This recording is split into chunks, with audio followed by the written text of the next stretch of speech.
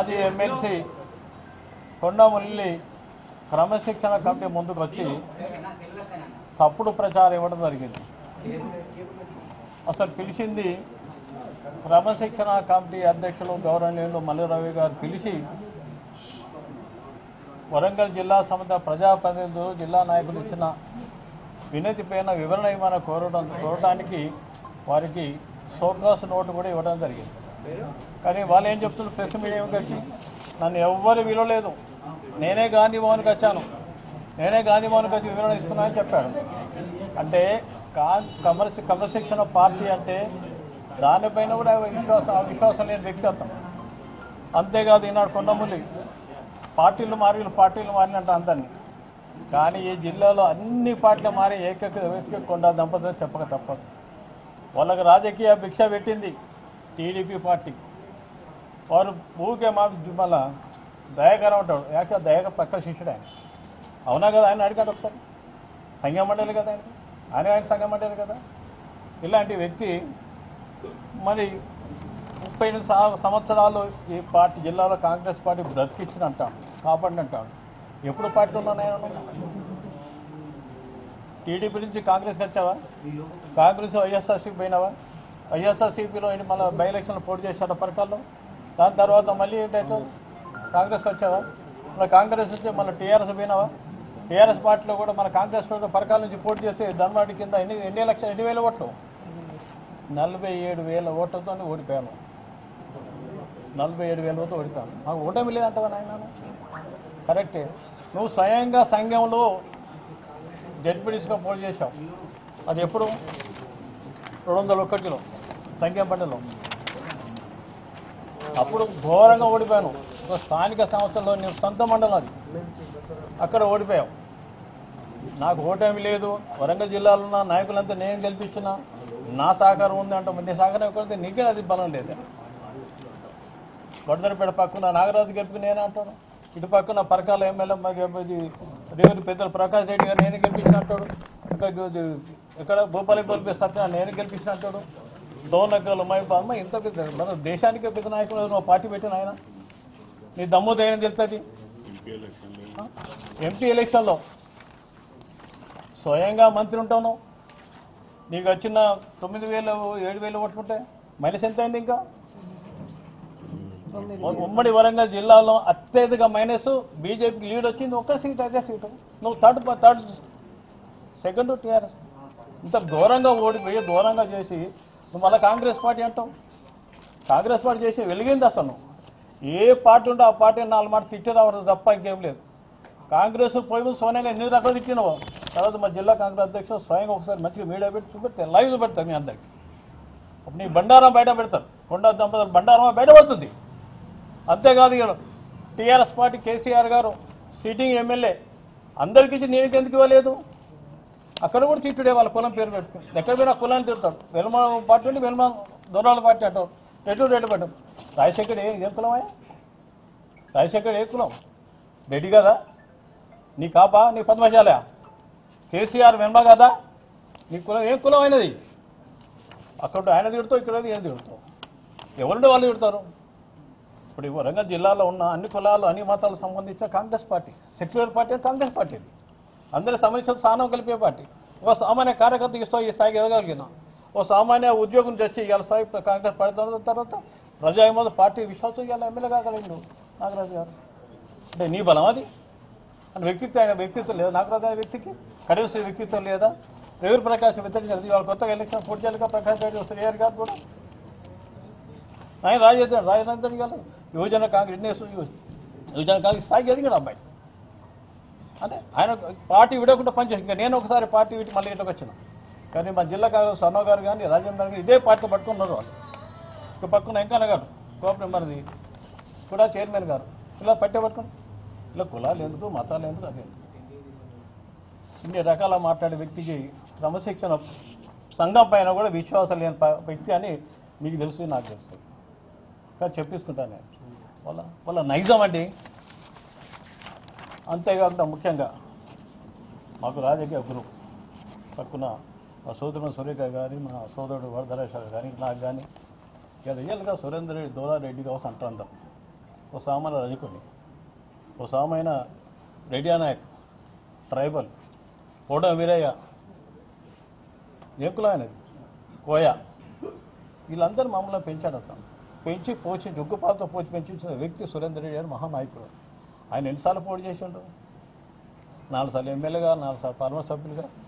ఆయన కాక ఆయనకి ఏదో డీలిమిటేషన్లో సురేందర్ రెడ్డి గారు టికెట్ కట్ చేసిన కానీ రామసాని సురేందర్ రెడ్డి గారు కొడుకు ఈ అంకుడైనా శ్రీనివాసరెడ్డికి జిల్లా ఇన్ఛార్జ్ మంత్రి గారు శ్రీనివాసరెడ్డి గారు. అసలు శ్రీనివాసరెడ్డి రాజకీయాలకు ఎప్పుడు వచ్చాడు? నువ్వెప్పుడు రాజకీయాలకు వచ్చావు? సురేందర్ రెడ్డి గారు రాజకీయాలు ఉన్నాడు, నువ్వు పుట్టినా నేను పుట్టినా?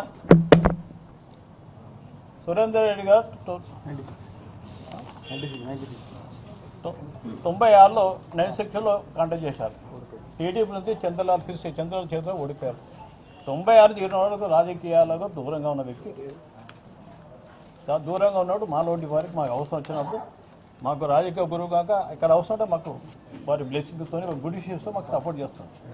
అంతేగాని నువ్వు ఎంత, నీ బిసాజ్ ఎంత? 12 సంవత్సరాల దూరం ఉండవు. డీలిమిట్ చేసుకో. ఎప్పుడు ఓడిపోయిండు సురేందర్ రెడ్డి గారు? ఎప్పుడు డీలిమిట్ వచ్చింది? 12 సంవత్సరాల దాకా డీలిమిట్ వచ్చింది అంటే సురేందర్ రెడ్డి గారు ఎన్నికల్లో టికెట్ ఇవ్వనందుకు నేను ఏందని అసలు భయపెట్టేసి ఈయన సంగతి. ఇక్కడ నేను ఎక్కడికి వస్తున్నాడు, మేమందరం ఎక్కడ ఉన్నాం? అసలు నేను డీసీ అధ్యక్షుడు ఆ రోజు. సురేందర్ రెడ్డి గారు మేము అందరం అప్పుడు ఉండే ఎంపీ ఉండే. తర్వాత పోయినాక మేము ఖాళీ ఉన్నాం. సురేందర్ రెడ్డి గారు బ్లెస్సింగ్తో మేము పనిచేస్తాం. మన రాజశేఖర రెడ్డి గారు పీసీ అధ్యక్షుడు ఉన్నప్పుడు పంపించాం. ఇన్ని రకాలు ఉన్న వ్యక్తిని సురేందర్ రెడ్డి లాంటి మహనీయుని, 96 సంవత్సరాల మహనీయుని, ఉమ్మడి రాష్ట్రంలో చాలా సీనియర్ లీడర్ అతను. ఆనాడు ఎలక్షన్ 2014లో 4లో నేను, స్వర్ణ గారు, వరదరాజేశ్వర గారు, విశేషులు నరేష్ రెడ్డి గారు, మేమందరం సురేందర్ రెడ్డి గారు ఇంటున్నాం. హామీద్ పటేల్ గారు స్వయంగా పోటీ చేసి సోనియా గారు మీతో మాట్లాడుతున్నా అంటే మాట్లాడలే. ఆ రోజు స్వయంగా ఫిజికల్గా సింగపూర్ రాజేశ్వరరావు గారు, వెంకటస్వామి గారు స్వయంగా ఇంటికి వచ్చి అంటే ఎట్లా పోటీ చేయాలన్నాడు. వెంటనే పీసీ అధ్యక్షుడు రాజశేఖర్ గారు కొంచెం అన్న మీరు పోటీ చేయాలి, మీరు పోటీ చేస్తే తెలంగాణ అందరికీ కూడా మనో ధైర్యం ఉంటుంది, మన అధికార పార్టీగా ప్రతిపక్షంలో గెలవాలంటే మీరు మీ సహకారం కావాలి, మీరు ఉండాలని అన్నా కూడా నేను రాజకీయాలకు దూరంగా ఉన్నాను, ఎవరైనా పెట్టండి నా సహాయ సహకారాలు పార్టీలో ఉంటుంది, జిల్లాలో మంచి చెడు పార్టీలో ఉంటామని చెప్పాడు. అలాంటి వ్యక్తిని అత్యంత అవకాశాలు శ్రీనివాస్ రెడ్డి గారు చుట్టం మొన్న ఆయన కొడుకుకు ఆయన డాక్టర్ చుట్టం ఆయన.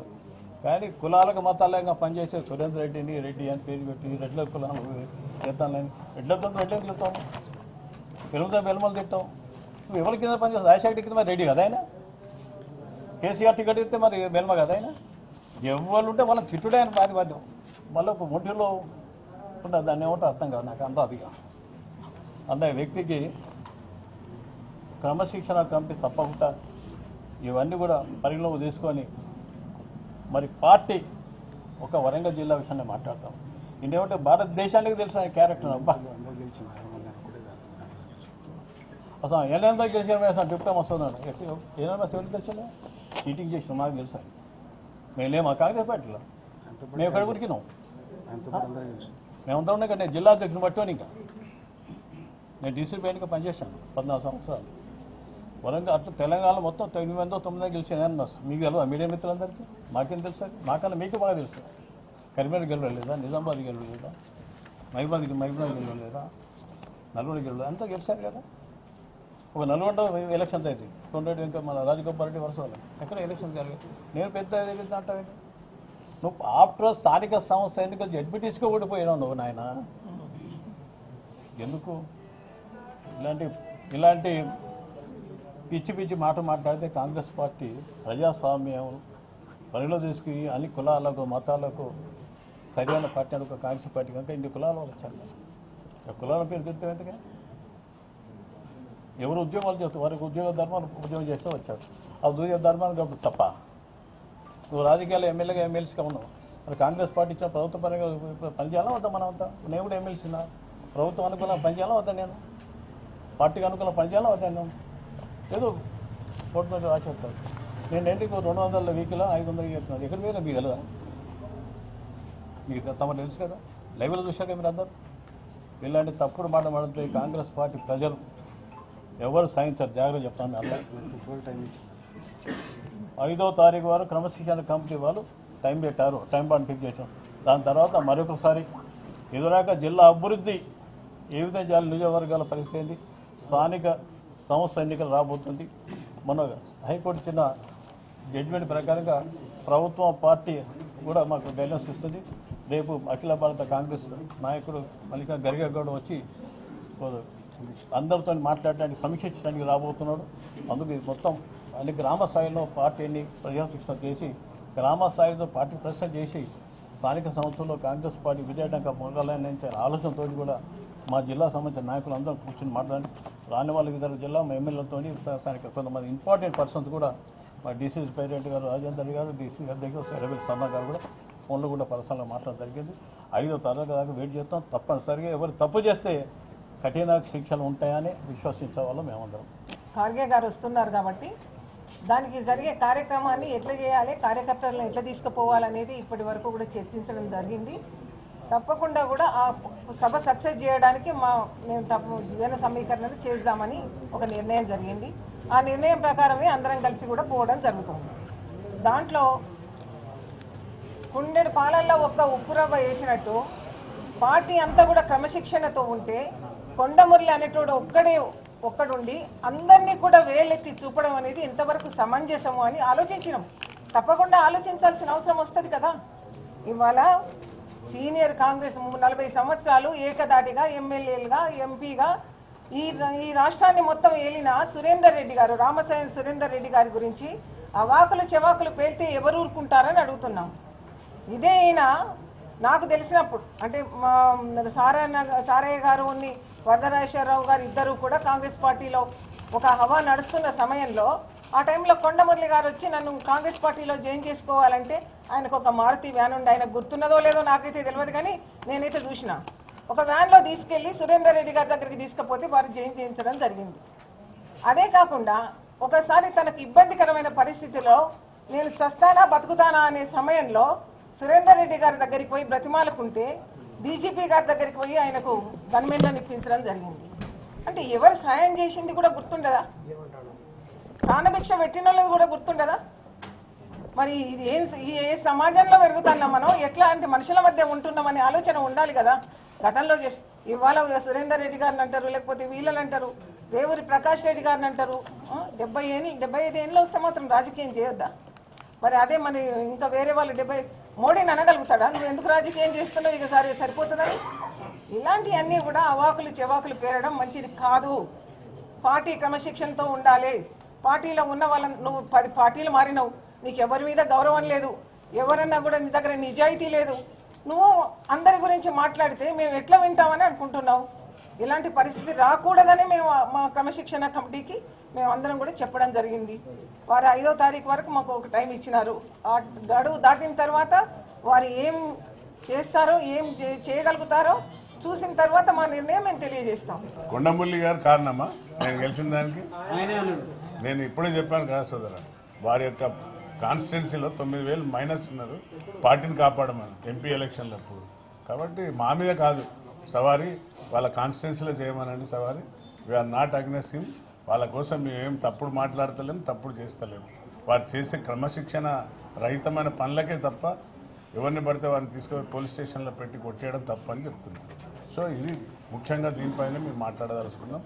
నా కాన్స్టిట్యున్సీలో జన్ను అనిల్ అని ఎలియాస్ చిక్కే అంటారు, అతన్ని అకారణంగా కొట్టించినందుకు నేను ఫిర్యాదు కూడా చేయడం జరిగింది.